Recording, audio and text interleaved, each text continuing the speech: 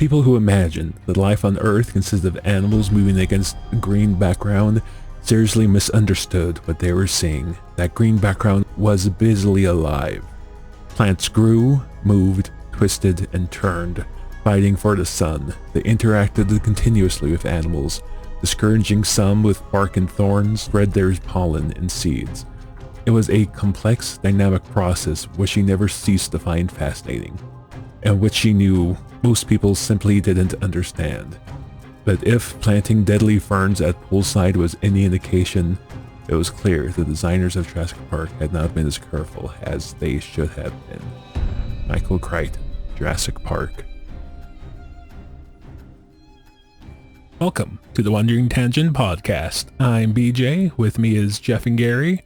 Today we're going to talk about the 1993 sci-fi thriller, kind of horror, almost horror-ish, Jurassic Park. I was afraid of it when I was a teenager. Well, a little younger. I guess we don't say like exactly how old we were because we don't want to like dox ourselves, but we were pretty dang young when this movie came out, but this might have been the first movie we all saw together. It's the first one I can think of. Yeah, it is. Yeah, we all went to this, and we all pretended not to be scared. I don't know, BJ, you seem to be not all that fazed by it. Well, I remember that. Well, I saw this movie in the theater like 5 times, so that was probably not the first time I had seen it. Okay. Yeah, so when we were together, that was my first time watching it, and I was terrified. I tried to appear as brave as could be, but in reality, it was a terrifying movie to watch. And I told my kids this, and they watched it about a year ago, and they laughed at me. And they thought, that's not even that scary. I just think, wow, the generational divide and how entertainment has changed people is amazing. Well, I would also argue it's a very different experience in the theater. I mean, like, truth be told, if I could go back and like rewatch a movie for the first time in the theater, this would be on the list of movies to do that for. Yeah, I think this and the Lord of the Rings. That's what I would do. That sounds like a good one to do. Yes, you know, this is a comment for the nostalgic ones, but most people, they watch movies today that were famous long ago and they think, well, it's a good film. But when you watched it when it came out, it was new. It was something no one had seen before. It's a whole experience that only gets to happen for those that were alive at that time. Yes, very good, Jeff. When the movie was new, it was in fact new. Yes, exactly. Yes, that is how time works. So, not to put the finer point on it, but I think that means we all really like this movie. Should I give my review? My basic non-spoiler review? I mean, if you want to, you have not yet. Well, okay. I'm supposed to be the one scatterbrained. You guys are supposed to be the ones on point. But anyways, I say I just had to go into work early, and I don't have kids to wake me up early every day. Very easy for me to say. But in all honesty, I do rate this a solid own this one. You should have a copy of it. I don't care about what your preferences are. You should have a copy of this in your house. It doesn't matter if you hate this movie. You're going to own a copy. An inspection team will be arriving on site. Pretty much. To look through the bookcase and determine whether it is included. Yes. We're going to open the case to make sure it actually exists. You don't just buy the case. Digital copies do not count. Apparently. Yes, that is what I say. This is a really good movie. Own a copy, have it on your shelf, watch it, when you want to. That sort of thing. That's what I said. That's my review of it. It's good. So This is one of my favorite books, and the movie, of course, was a big influence as well. This is not like one of my most favorite movies of all time, but it's certainly high up there in terms of quality and everything. But at the same time, when this came out, it was really groundbreaking. The special effects, those so many things about it. It was a great movie. And if you watch it today, it's early computer graphics, and you can see it. But I can esteem things from what they are based upon when they were created and the effort put into it. It's a great movie. Characters, storyline, Michael Crichton, probably my favorite author, is a brilliant mind for storytelling and for characters. And anyway, we'll go more into that. Goodness, what can you say? But it's more than it's a good story, but there's a deep warning message that I think is written into it that that goes beyond the story. I think a lot of people woke up to a reality of human relations to science and progress, and this kind of opens up a whole thought process of the dangers involved with how progress can take people in directions without them fully understanding the impact of it. And there you go. That's it. Good movie. Okay, so what's your rating? I don't know, 7.5. Good. Top of whatever scale we have, which I don't even fully understand it.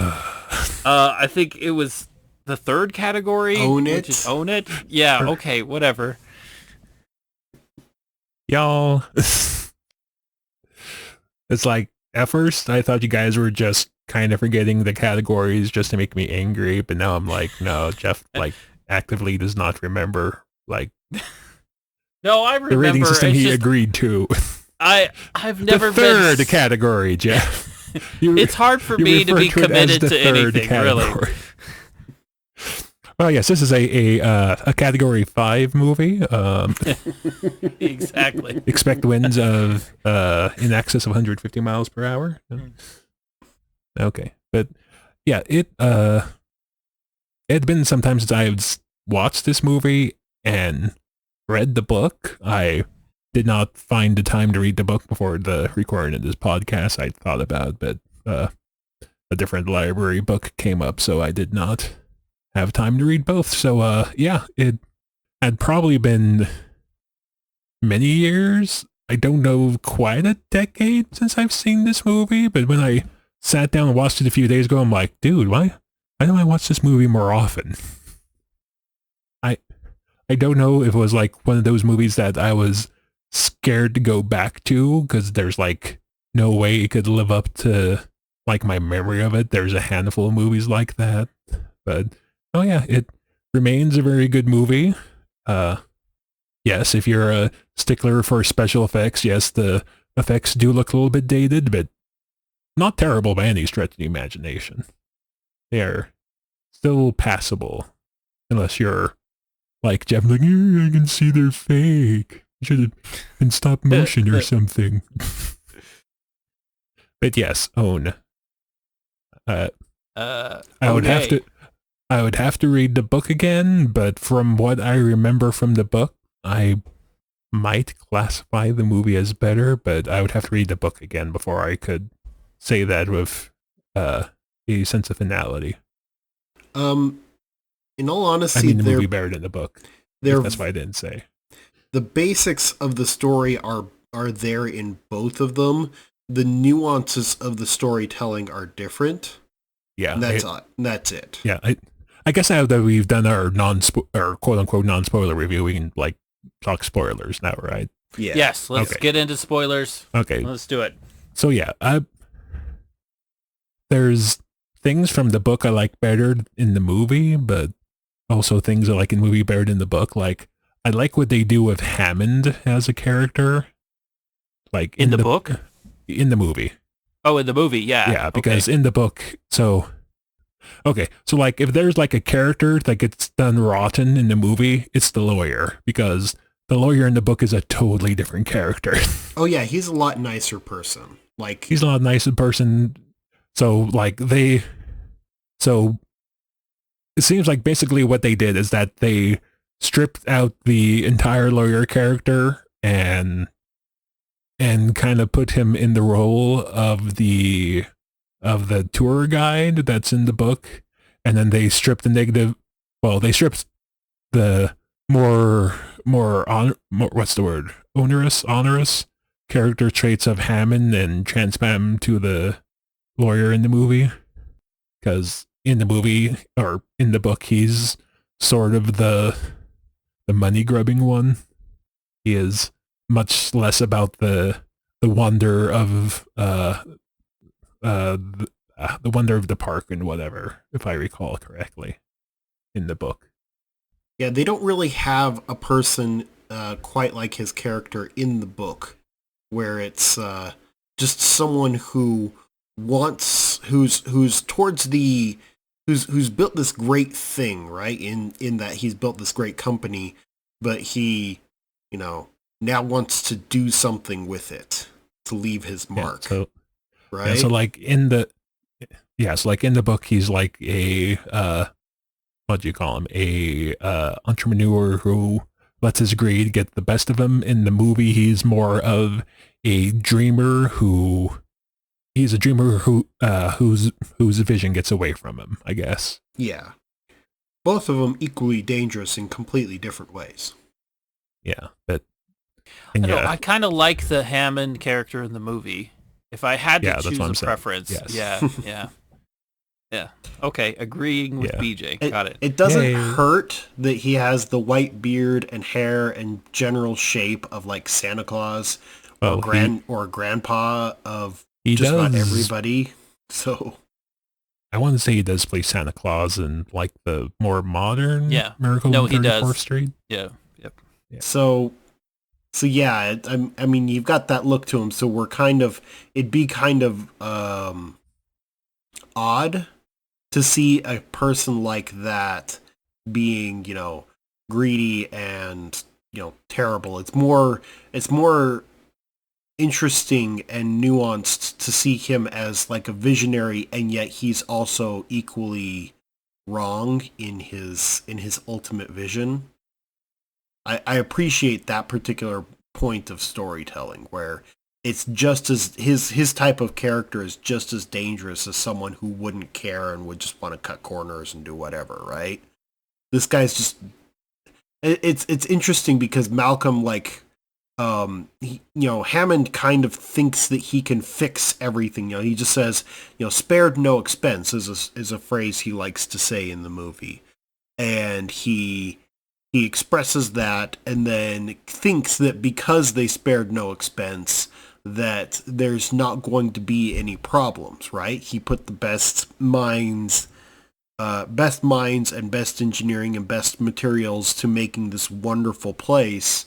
Well, that's his real passion. Yeah. His passion is to make something amazing. He wants to make something that is beyond what anyone else has made. So he has a mentality of making something extraordinary, pushing it beyond its limits. And yet he fails to heed the warnings that are there. When Ian Malcolm says, or other people probably before him said to him that these are things that maybe shouldn't have been done or maybe should not be done. He said, no, I will spare no expense. This will be safe and it will be, amazing, and this will leave our, they will remember us forever, that we were the ones who did this amazing thing and brought it into the world. That sort of thing. At least that's the impression I get. And that's true. Yeah, right. I almost think part of the message of this movie is a warning. It's kind of like, it's almost like the Terminator movies are also kind of a warning, a different kind. This one's a kind of an interesting warning because he gets this warning about how this product he's created is dangerous. But the thing is I don't think anyone has ever confronted him about it. so far in the entire production, it's been, we can do this. Oh, this is great. And then it's almost like he's starting to be confronted with his first critic that comes in and says there are problems here that haven't been considered. And I almost think that that's one of the many warnings of the film, is that or of the story, that you are in a rush to create something. You're not allowing scrutiny, and they didn't allow scrutiny until their investors finally wanted some, because they were worried about their investment after one worker was killed. It's like you don't allow opportunity for your work to be scrutinized, and then eventually down the road there are these major problems that have never been really looked at.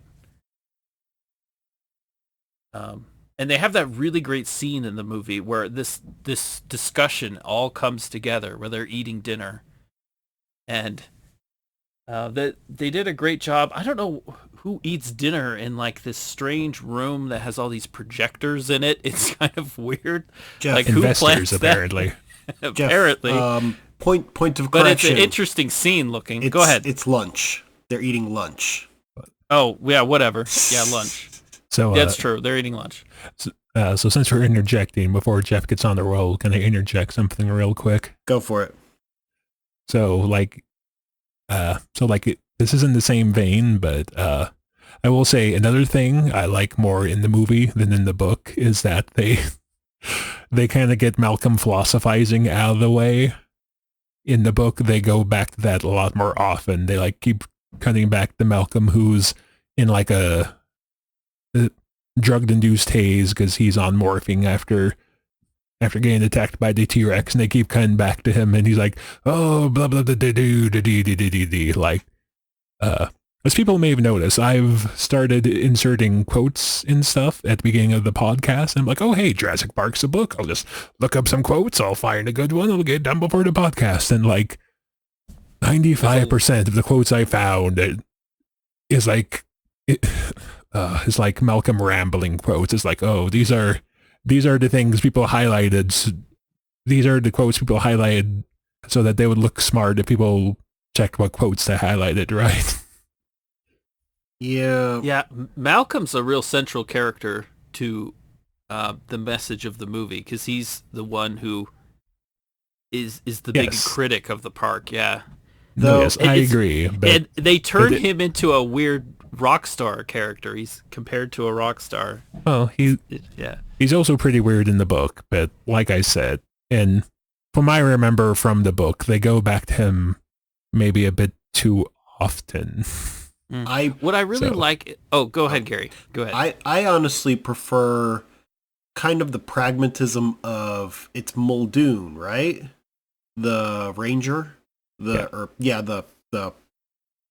guy, they brought him in from, I think he was a safari ranger from South Africa. They said Kenya. Yeah. I can't remember where he's from in the book. So he works for Hammond. He's worked for him for years in a preserve in Kenya. And so he was Hammond's most experienced animal handler. So of course they brought him into this grand new project. Yeah, go ahead. And again, he's a guy who has a much bigger role in the book. Like, yeah, and like I would say, if there's one thing I would want to see in a new movie, not that they should remake this movie because this movie's pretty good, but like the adventures of the game warden and the lawyer would make a great movie, because those two guys, they go through it in the book. But anyway, sorry, Gary. But he's got he's always calm in situations, right? Even right up to the end, right when he eventually gets outsmarted and the velociraptors get him, it's not like he just looks at the other velociraptor and he's just like, clever girl, right? And then he tries to fight, but he's not, like, you can tell he's like probably internally just like freaking out, but exterior it's cold as ice, and he's just handling this because he knows that, you know, if he freaks out, it's not going to fix any situation, even right there at the end, right? he's just going to, be, so he's really, he's like the only person that's really experienced with dangerous things. Yeah. Everyone else is just a normal person, really. They're scientists, they're computer experts, they're they're entrepreneurs, but nobody's experienced with dangerous animals like he is. And he uses that experience. He just views the dinosaurs as being another kind of dangerous animal, right? In the end, it's I would say it's to his detriment, but not really, because there are smart animals in modern life. Animals probably as smart as the velociraptors, right? Or even the ones purported in the movie, right? There's animals that are that smart. I think it's the Cape. Like animals that can open doors? No, well, there's this animal. I think it's called the Cape buffalo. It's so it's a large herbivore in Africa, and it's probably pound for pound one of the most dangerous animals in the world, notably because of its intelligence. When you're hunting it, a lot of times it'll turn the hunt around and it will start hunting you. Right? I'm laughing because this is not the first time Gary's brought up the Cape Buffalo. I forget if it was during Jaws or the White Buffalo. It was during one of those. It's a dangerous animal. Yes, I'm not disagreeing. I'm just amused that we are back to the Cape Buffalo. Well, and Muldoon. Because look what the Cape Buffalo cost last time. It made us watch the White Buffalo. It's Muldoon probably handled those things earlier, which is why he was able to, think a few steps ahead and try to hunt it, and then realize, oh no, I've been outsmarted right at the end, right? He realized he was outsmarted before the other one attacked. And so he's like, oh shoot. Well, I will say there's kind of one scene where he freaks out, and it comes to mind because in the group talks like, hey, if you guys have any quotes that you guys want me to put in the beginning, I'll just let me know. I was thinking, maybe literary quotes. And in the first quote, Gary brings up this shoot her. I'm like, that's the first thing you come up with is shoot her. Well, he's not really freaking out at that point. He's just saying, that's the logical next step of, the stun guns aren't working, the cage is failing, this person's dying in his hands. He's like, okay, logical next step is shoot the dinosaur. But, there's a little bit of freak out. But anyways. Yeah, and that opening scene, that opening scene, since we're wandering around, but I love that opening scene. Well, this is called the Wandering Tangent Podcast. Don't you? It is, for a reason. So the great thing, the very first thing you do in the movie is you prove to the audience that the creatures are dangerous. That is a good establishing point for the movie, which in storytelling, you always want to show, not tell. You want to show the audience why they need to be scared, not tell them they need to be scared. So, and I do have a question about that particular scene. Mm-hmm. What kind of locks were Jurassic Park using to keep that thing locked in place? And the reason why I don't think they were using. I don't think they even had a lock, or the lock might have not worked. Yeah, or they may have it's a big, heavy cage. They probably didn't even expect the creature to have the strength to move it. That is a good question. What exactly went wrong? What was their real plan? It is kind of hard to tell. Go ahead, Gary. Oh, yeah. Go ahead, Gary. Oh, go ahead, BJ. No. Whoever's talking. I just had that question where it's just like, okay, so, and I don't mind, it's a good movie, but you can still like poke small holes and nitpick if you want to.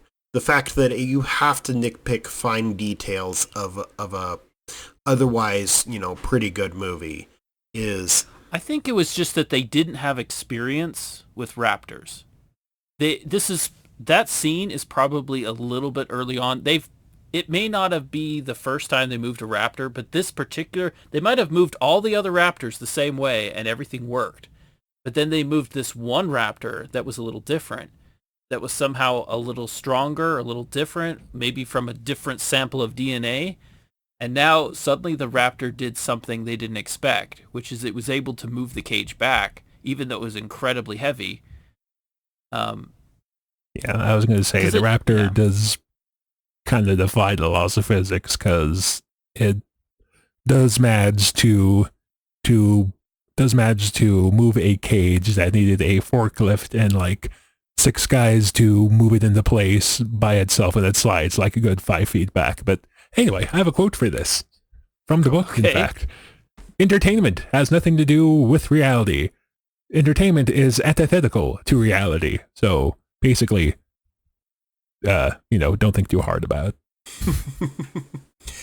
There's another scene that I want to poke holes in, but we can get to that in a minute. Well, I want to poke holes in another scene. I assume you guys are talking about the same scene. The Jeep? Possibly not. No. Like What's with the Jeep? The part of the trucks when they get knocked off during the T-Rex attack. Yeah, exactly. What is the geography of the T-Rex cage? Because at one point he's standing... The geography is, don't worry about it. I've heard many people question that. There was a fence. Okay, I thought there was a fence on both sides, right? And one side is flat, the other side is sloped down or has a cliff, and they dragged, so the T-Rex comes from one side, and then the crashes the car. Yeah, but it crashes the car in the same direction it came from, but then suddenly there's a cliff there. Yeah, that's the question many people have had, but apart from geography or landscape questions, because I could not find on the other side of that cement wall, I couldn't see anything in the scene that suggested that there was like a cliff face or something where the T-Rex could have walked across, but no, I didn't see anything like that. Don't worry about it. Yeah, the answer is don't worry about it. It's just cool. The answer is the first time you watched it, you probably didn't care. There's so many trees, you couldn't even tell what the landscape is. Not really, but yeah. Okay, was the T-Rex climbing the trees, Jeff? Yeah, Jeff. If you use the cars as the point of reference, the Rex totally knocks the other car over the fence it came through. So suddenly there's a cliff where it came from. It is a legit error, but I don't care because it's a really good scene.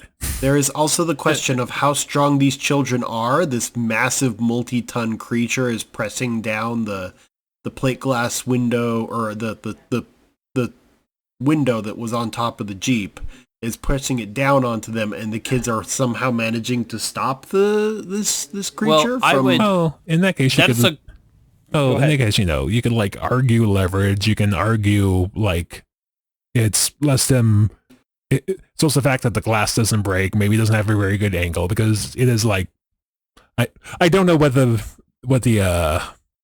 center of gravity on the Tyrannosaurus Rex is. You could also be saying like the relatively, I don't know how tender the nose of a T-Rex is, whether or not it wants to be pushing with its full strength on its nose. Yeah, I mean, do you want to push your full strength of your nose down into something? So, I mean, there's that argument, and I would grant that. And you also have to say one more argument, and that is there's a difference between animals that have been kept captive their whole lives and an animal that has been raised within the wild. There's a whole line of intelligence they might learn and adapt to. So this T-Rex probably, he's never been taught how to hunt. If they did have a social structure of some kind, or plus its food is always just there, and it's probably tiny little food that it's been fed. So it's probably, that's the way I see it. This T-Rex doesn't know what it's doing. It's in a very unfamiliar environment. It thinks it wants to chew on a tire. It doesn't, but everything is just weird to it. And so it's trying to eat these things. It may not even know exactly what it's doing. It's just following these gut instincts that it can't fully understand. But again, the answer is don't think about it too hard because it's a really good scene.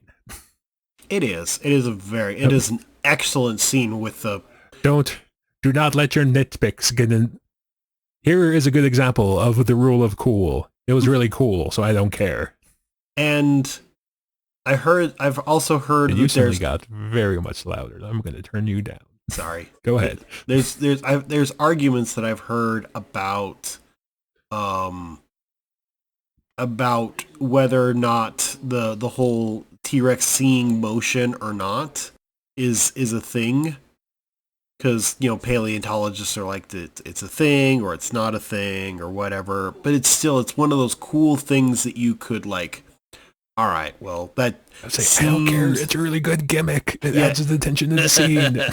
And it does. And then Ian Malcolm goes it's very and screws useful it up. In a storytelling methodology. It's incredibly useful to give your monster a weakness. That means your characters are now brought up close to your monster. Now they get up and close to this giant mouth, and just because of that little thing that you add in. So it works really well in the scene. Yeah.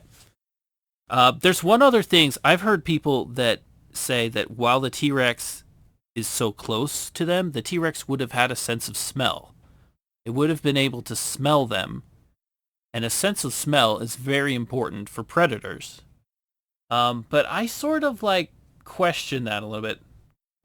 Does the T-Rex have a sense of smell? And I almost think that there's a whole lot we don't know about dinosaurs, obviously, but just because a creature is big and strong and would probably have a sense of smell, you have to think in terms of evolution, that things gain capabilities as they get bigger. And just because T-Rex was big and strong doesn't mean it necessarily had some of the adaptations that modern animals would have.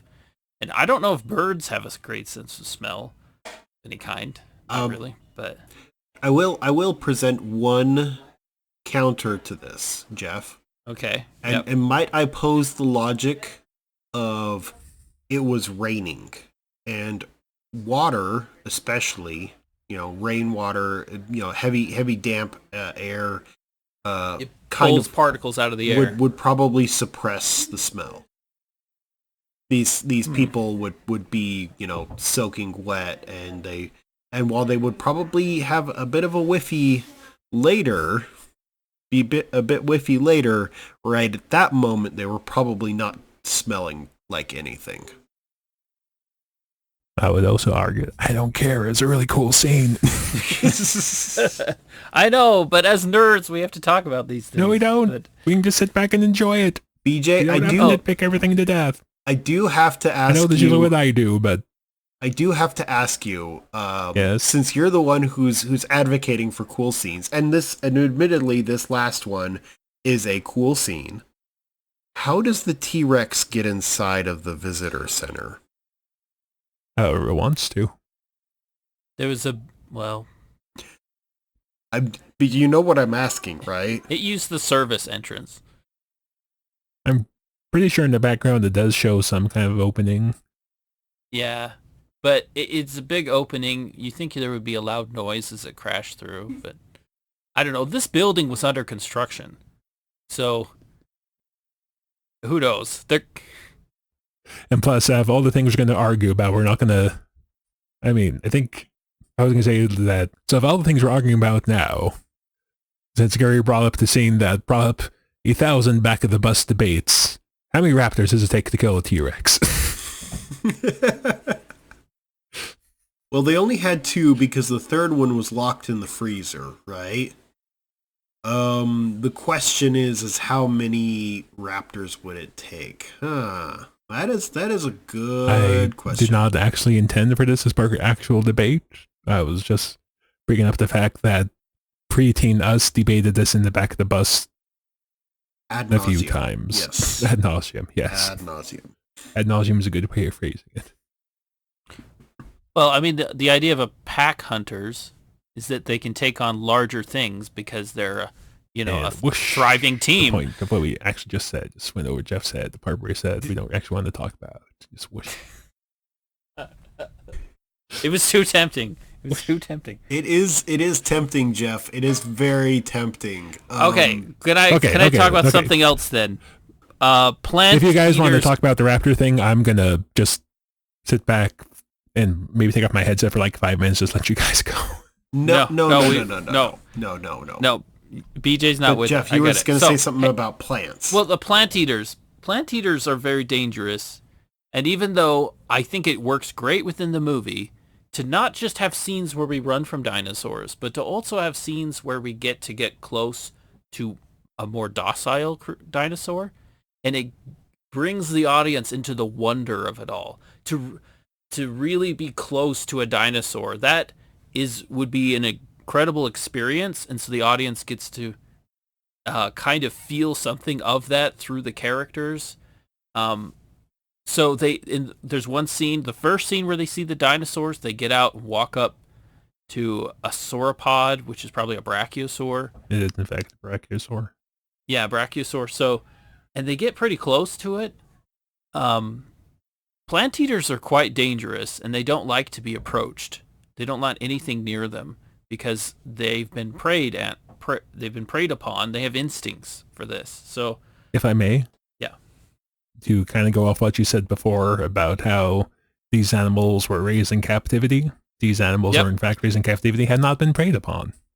Yep, and you're right. So you've got there's also the other scene where Hammond says he has been there for the birth of every animal in the park, and that they tend to for the purpose of imprint on imprinting them.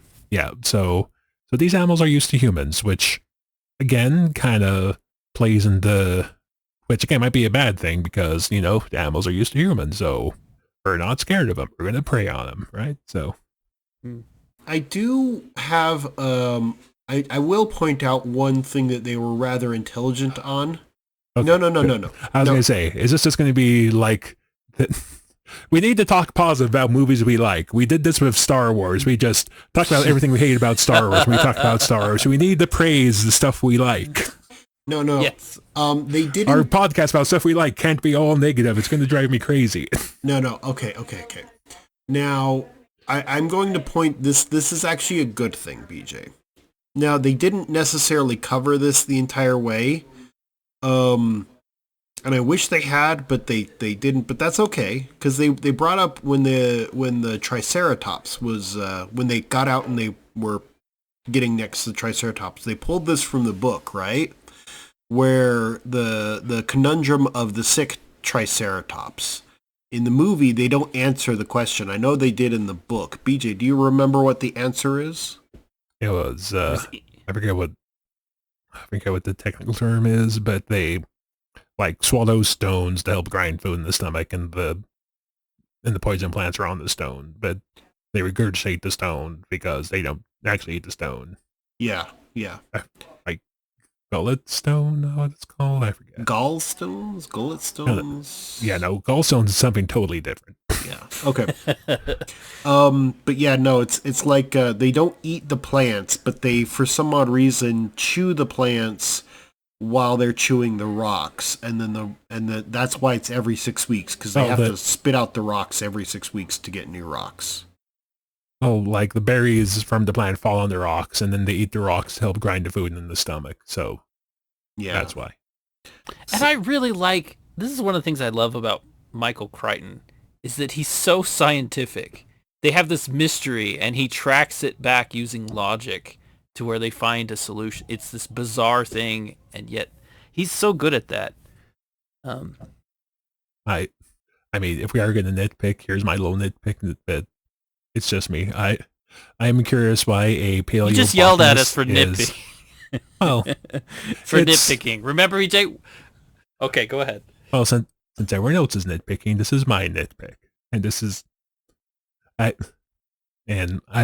went to school in veterinary related field, so this is, I won't call it my wheelhouse, but something I'm familiar with. I am curious why a paleobotanist, a specialist in extinct plants, is is more in the know of these symptoms than the actual veterinarian, but that's just me. And again, main characters have to look good, so that's why. I might present an idea on that one. Sometimes someone, even if they're less knowledgeable about something, when they look at the same problem that you're looking at, if they even have like the most basic of knowledge of that problem, sometimes they will present solutions because they're looking at it from a different point of view, right? Not always. No, that is good. Yeah. Not It's always, great, but, yeah. Sometimes. Yeah, a lot of times you just need somebody who doesn't have the same mindset you have that's going to look at it differently, because you've exhausted all of your ideas, but someone could come in and just the sheer fact that they approach things a different way, there's a new roll of the dice. They may be able to see something. Or maybe it's plus, their mind is rested and they haven't been thinking about the problem the entire time. Well, and there's also something among scientifically minded people where it's just problem solving. They're saying, I have a hypothesis, maybe this hurt the dinosaur. I will look for evidence for that. Oh, that's proven wrong. Maybe it's something like this. Well, I'll look for evidence. Oh, that's proven wrong. And you're looking at symptoms to try and give you an hypothesis, and then you're proving. I mean, it's a scientific person that's just at their business. And Michael Crichton always writes books about these scientific people, and he was a scientist himself. He was a medical doctor, but he had the scientific mindset that his characters have. Yes, the Yes. scientific process of bringing in other people. And like, oh, hey guys, what if we do a rating system and we have like these ratings? Like, no, but what if we have a rating system where what if we have a rating system where we change the ratings every single episode so that we have no idea what's going on? Yeah, that's just me being rebellious. That's all it is. Anyway, yeah, there's a conversation in the book I really like that wasn't in the movie.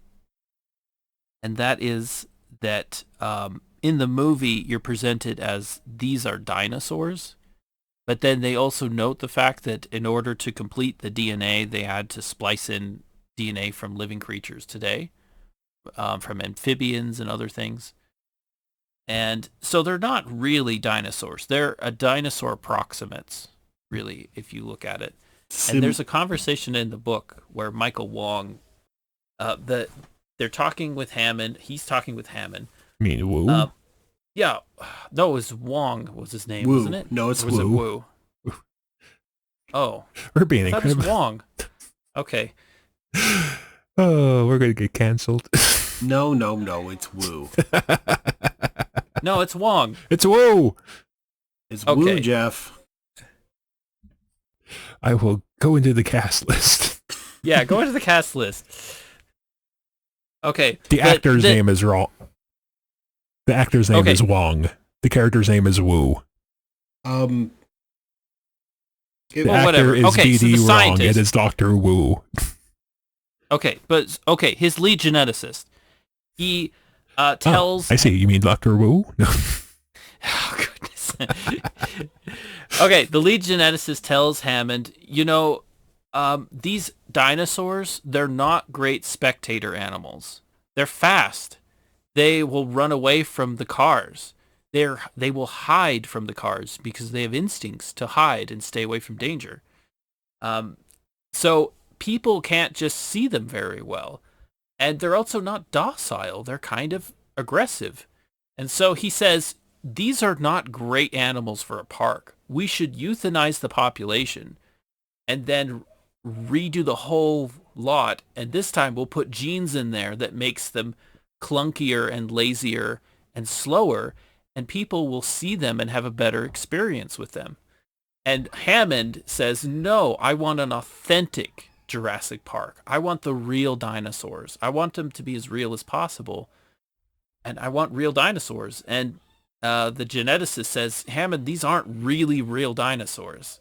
There were so many missing gaps within the DNA that we just kind of guessed a lot of times as to what these dinosaurs would really be like, which is interesting because a lot of paleontologists talk about how dinosaurs actually had feathers. And when this movie came out, nobody really thought of dinosaurs having feathers. But it almost opens up the possibility that they made the dinosaurs the way that paleontologists saw them to be. But I love that whole discussion. I just really liked the thoughts behind it. Jeff, have you seen the more recent Jurassic Park? Jurassic World? World? Yeah. Have you seen those movies? I know that some movies, I know in the third Jurassic movie, there's talk about that discussion where Grant basically says Jurassic Park isn't a place with dinosaurs in it, and Jeff, Jeff, I'm talking about Jeff, the ones that came out just like yes a or few no years question, ago. Jeff. Yes or no question. Do I know? I know Jurassic World. Have you seen the Jurassic World movies? Yes or no? I know one of them. Have you seen it? How many? Can you? Okay, tell me how many Jurassic of them are. World. Have you seen any of them? I think there's 3. I've seen one. I've seen one. So there you go. Okay. So when you say, have you seen the new movies? I have no idea what movies have you there are. seen any Jurassic World movies? They're like, well, you've seen the third Jurassic Park movie. There's the scene where they talk about whether or not the dinosaurs are birds and et cetera, et cetera. Yeah, I've only seen the one. I don't even know if they exist. So the reason why I know about the Jurassic World movies, but I don't know if they exist. So there's 3 of them. Schrodinger's movie series. They are everywhere and nowhere. The reason why I ask is because the same actor reprises the same role in the new movies. He's the same geneticist, and he has that particular conversation with the owner of the park in that movie. He has that same conversation. So don't worry, Jeff. Your favorite conversation did make it into the movies. It eventually made it in. Yeah, that's unfortunately good. You have to watch Jurassic World. Did you guys not like those movies? I only watched the first one, and I guess we're gonna spoiler the ending in Jurassic World here. But like, they have the big scene with the the Indominus Rex. Yes. Where they like let loose the T-Rex and like the weird super smart raptors or whatever, and like I forget what it's called, the big shark dinosaur comes out and eats the Rex, the I-Rex, the Indominus Rex, and then the T-Rex just walks away. And in the control room, the guy's like, "Oh, okay, we're gonna shut everything down now." I'm like, "No, there's still a T-Rex out there. What are you doing?" There's still this large carnivore running around. I was like, "Oh well, we got the main bad guy. I guess we're gonna shut everything down now. Or never mind about the other 15 super predators running around." And yeah, the logic of people in modern movies is the reason why I don't like to watch them. They're just weird, irrational people. And if people are going to be irrational, I would like some explanation about it. Which leads into my next great talking point, my favorite talking point of this movie, which is Dennis Nedry, I think, is an incredibly good character. Incredibly good. Oh gosh, I can't move on though. I have to say one thing. Go ahead. About Jurassic World. Okay, I actually do the like movie, one thing about it. You didn't even know if it existed or not. No, I did know that I did see one of them. The movie. It's just you said there was a. You didn't know if they existed or not, Jeff. Well, Gary's question. You said you saw them, and then I saw one of them. One of them. You said that you knew about them, and then you said you didn't know if they existed or not. Like, did you think you dreamed up the Jurassic World series? No, I knew there was one movie, and then I thought that maybe there was more, and then Gary's question phrased it as in there was more, and I'm like, which? Like, I don't know if I... Oh, never mind. The point is, I really like the fact that they made the park and they suddenly realized that dinosaurs got old really quickly.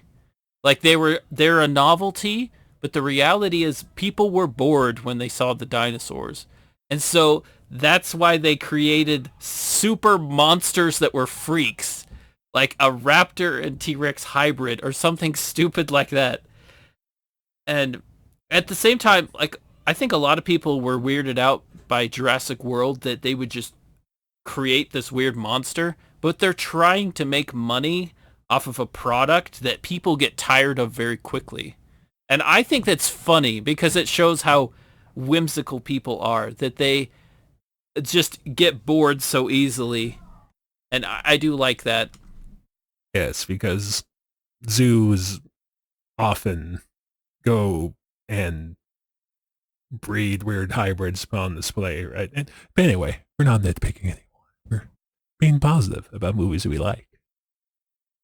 Jeff, you made a comment, and I would like to circle back. I'm not going to let you get away from this one. Yeah. Dennis Nedry is an amazing character? Question mark? Yes. All the question marks. I mean, Dennis Nedry. He's not a likable character, but he's a... No, I don't. He's not likable. You're right. But he's an amazing character. Yes, he is. He's not a likable character, but he is an interesting character. Unless you disagree, Gary. No. By all means, explain. I want to hear. I'm not saying that I disagree. I just want to hear the explanation. I'm not saying I disagree, but I surely don't agree. No. I want to hear the explanation. Just like you say, he's an interesting character, but I want to know why he's an interesting character. He's this classic character of insider threat. He's a person that's sloppy. He's incredibly intelligent, but at the same time, people haven't always valued him. And he also is narcissistic. He thinks about himself. He's not somebody who thinks a lot about other people. He's not good with money. He actually has a lot of financial problems, and he doesn't go out and say it, but he's probably in a lot of debt. And I think in the book they mentioned that he's in serious financial trouble. Even though he's getting paid a lot of money for the job, it's not enough to handle all of his bad decisions. He gets into all these ideological arguments with Hammond because he's hurt inside. He's upset that things aren't good in the world like he wants them to be. So you've got this mixture of this brilliant, smart guy who's also kind of nerdy and limited, and so he can't ever get the social interaction he probably might want or need, or at least be successful with it. But at the same time, he's sloppy and reckless, and it's this formula that comes together of a human being that finally gets to the point where they're going to turn on people that he knows, and he's going to sell them out for money, but also that he's going to actually just wreck this park and shut down the systems just to get the product and sell it for a lot of money. It's like this perfect insider threat psychology behind it that I really like. Somebody who's angry at society and the other... Go ahead. Oh, I was going to say, I don't know if they really go into it in the movie, but I seem to recall in the book he does plan to come back in and bring everything back online. He just has to bring down parts of the security system so we can get to the boat and back. But he does plan to come back and bring the park back online, at least in the book. He just gets ate before he gets there. And also along comes Mr. Dodson, who in the book... Dodson. Yeah. Dodson is he's kind of a person who works for a rival company, and that company actually doesn't do a lot of research themselves. They just work with people like Dodson who go in and steal other people's innovations, and then try to exploit that and bring that to market as fast as they can. And so this is a industrial espionage. Yeah, and this is what Jurassic Park, or what InGen has with Jurassic Park, is probably what they view as being like the golden ticket, right? Yes. The thing and the perfect, and then they see Dennis Nedry as, okay, all right, the golden goose that will give us all of the eggs. they do mention Nedry's financial problems in the movie in passing a couple of times. Yeah. So And Dodson is particularly capable, at least in the book, he's particularly capable of finding people that are vulnerable like that, and exploiting them. And I love the setup for Dennis Nedry too, because part of the setup for his character is what Malcolm talks about with chaos theory. Chaos theory is a big part of how Michael Crichton is presenting the idea that you don't actually have as much complete control, whereas Hammond and all his scientists felt that they had handled everything. They had redundant systems. They had everything in the park perfectly set up to keep it safe and running, but they didn't anticipate everything, because how could you really? And that's the argument that Malcolm makes, is that chaos always comes in eventually. In the end, you cannot stop nature. Nature finds a way. And so the way that it found a way is that one of the member of their team, who was a contractor actually, but he was who's Dennis Nedry, he was the weak link. He was the guy who deviated from the others to get something he wanted, and it caused their everything to happen the way it did. So I think it all fits together really well, and there's a lot of meaning in it, and the whole thing works. Oh, again, to be fair, I was not very young child. I was much younger last time I read the book, and I remember Malcolm's ramblings about chaos theory to be the least interesting parts to young teenage me.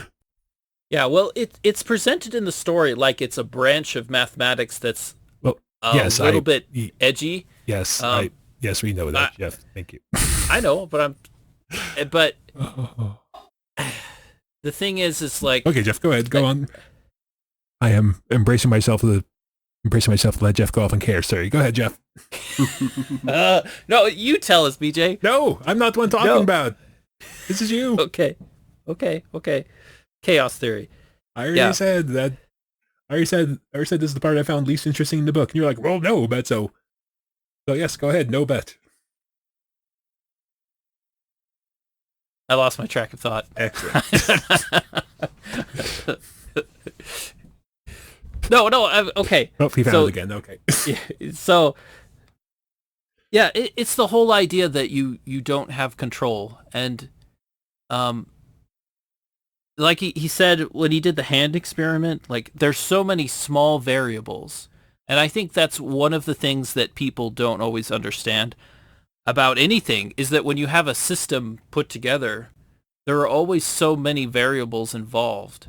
And you can try to identify the variables and account for them, but there's always going to be, it's like there's always a variable somewhere that you may not have accounted for, that means that you always have to have some sort of, you need to always take that into account. And so it's kind of like with the Titanic, like there's so many things they planned for, but in the end, because everything was so new, there were variables they couldn't account for. Like they didn't quite think about the maneuverability of the ship, or the fact they were using iron. They just assumed that it would be stronger because iron was such a new concept for a ship, that even though it had been around for a little while, they thought it would at least hold up to collisions a lot better. And there's just so many things that just happened. There were so many variables, and yet humans become confident that they know all the details. And like with Jurassic Park, they were just confident that they had all the variables put into place, but yet there was a variable that they missed, which is Dennis Nedry, which is that a human would actually want to shut down the park in order to gain something personally for themselves. So chaos theory is proven true, because in the end, the natural forces of the universe will always overpower things. Well, that's why, especially with modern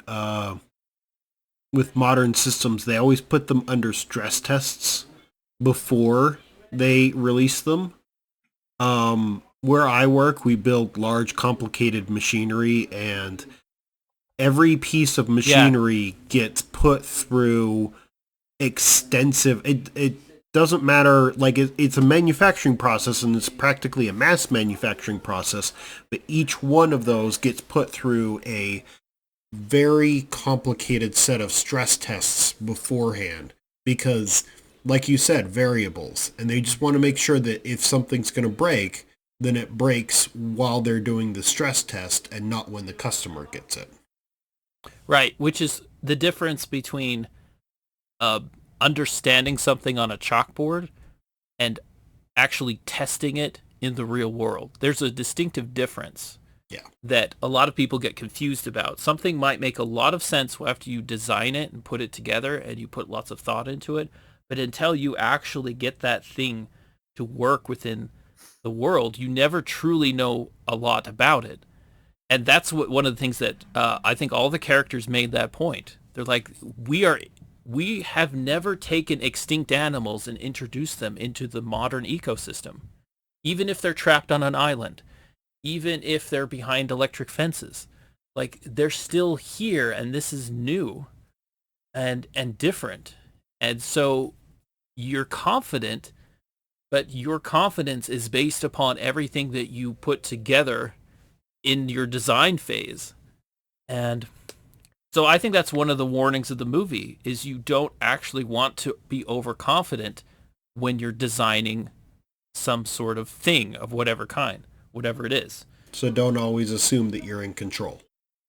Yes, exactly. Be prepared.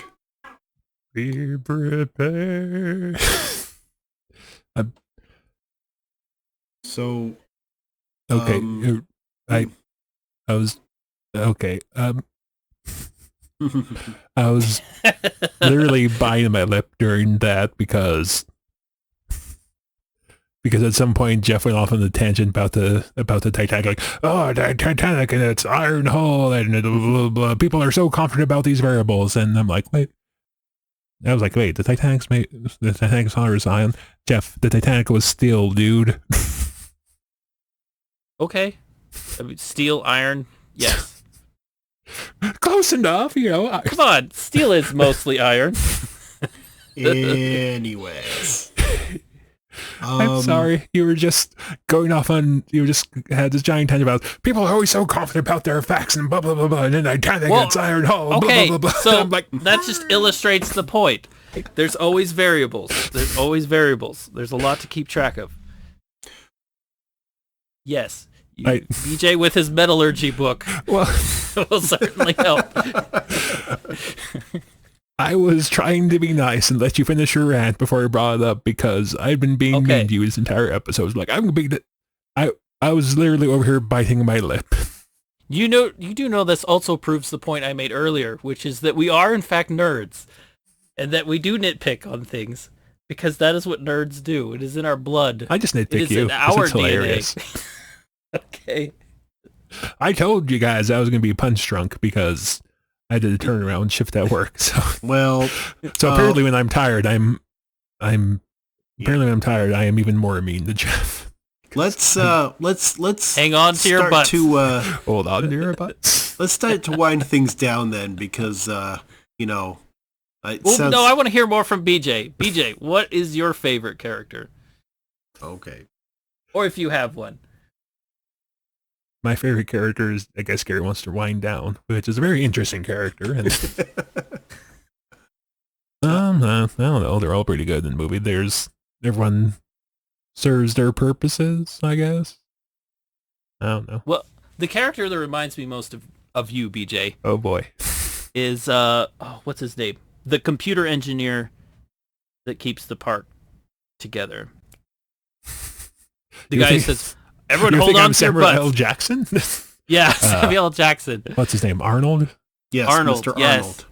Arnold. Mr. Arnold reminds me of BJ a little bit. It's that very it's sense of humor and also straight to the point mentality, and yeah, all of that together. Mr. Arnold is a good character. Well, now you're bringing it up. I have to ask, what character reminds you most of Gary? Character reminds me most of Gary. Yes, Jeff. Does Gary fit into every movie perfectly? No, he's a very unique person. I would say the character he's probably most like. I would say Dr. Grant a little bit, but Grant is a little more outdoorsy, like that. I don't know, probably Malcolm. I bet if you put a little bit more rock star energy into Gary, he would turn out to be a lot more like Malcolm. Probably. Definitely. At first I laughed, but, I can see it. You can see it.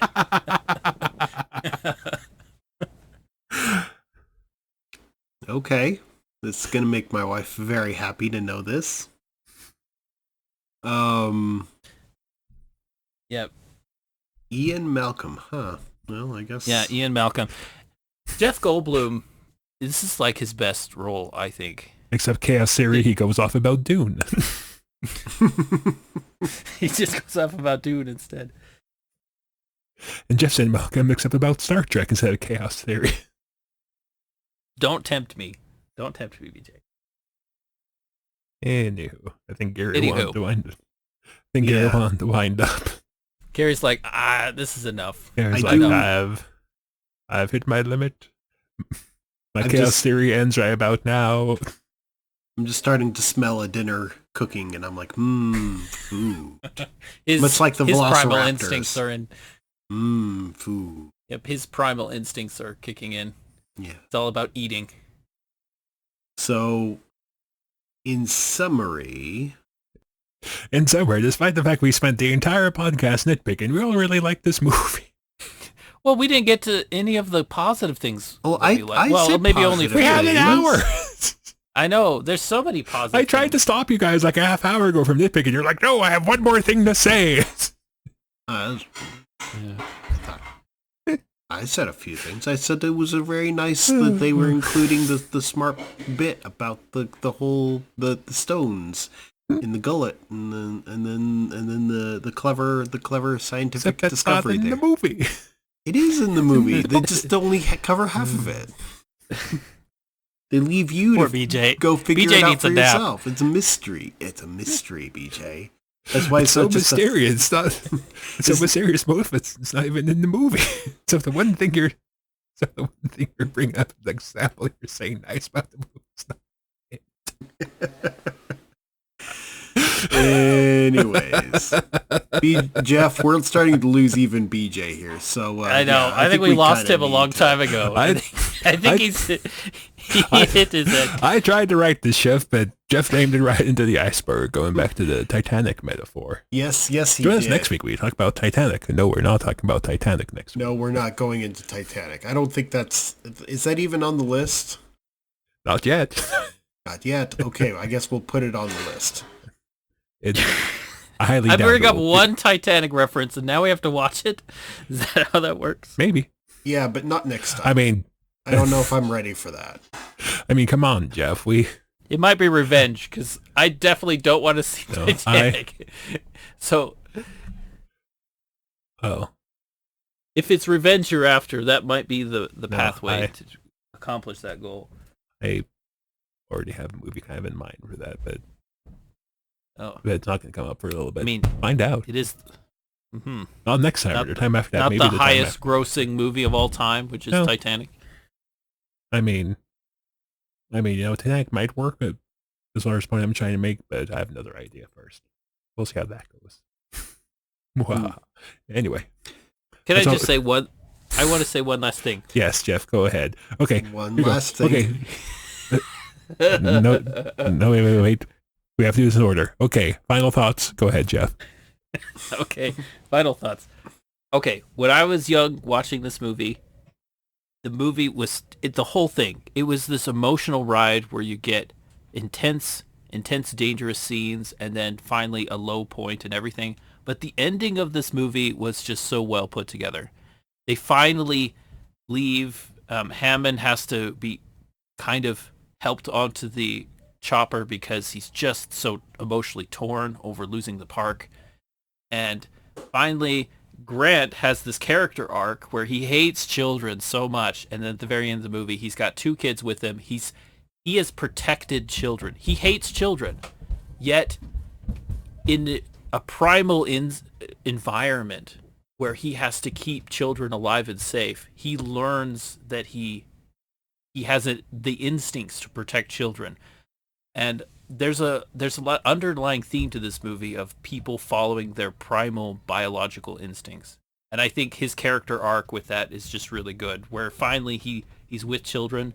And then in the very end, he looks out the window and he sees the birds flying, and he's just like, I've been following dinosaurs and their mystique and all of their wonder, but yet they were always here. They survived that great extinction 65 million years ago, and they're still here. They're just have taken a different part of the environment. Now they're flying in the skies. And so the whole thing is just such a good, peaceful ending. And you want to do that on scary movies. You want to end on a good note. So even though they've been terrified the entire time, you let the audience go on a nice, positive note, and it makes them think of the whole experience in a positive way. It's interesting how that works, and I think it works out really well. Anyway, that's all I have to say. That's all. I would like to say it's a good movie. You should own a copy, and I might even stop by your house to make sure that you own a copy, me and my goon squad. I was kind of hoping me, Gary, could make that awkward silence last like another 10-15 seconds. That would have been hilarious. But anyway. Yes, good movie. I guess you can tell when we like a movie when we start nitpicking it. Anyway. So, Gary, any other final thoughts, or was that it? Yay, good movie. That was it. Yay, good movie. Okay. Yay, good movie. Yes. Yay, good movie. Okay. So, we will... Yes. Okay. I'm BJ. With me was Jeff and Gary. That sure was an episode, I guess. Mm-hmm. We will see you next time, where we talk bad about whatever we watch, I guess. Good movie. Don't worry, BJ. The next one's my pick, and you guys can rip into that one all you want. I'm cackling because of my plans. Anyway, bye.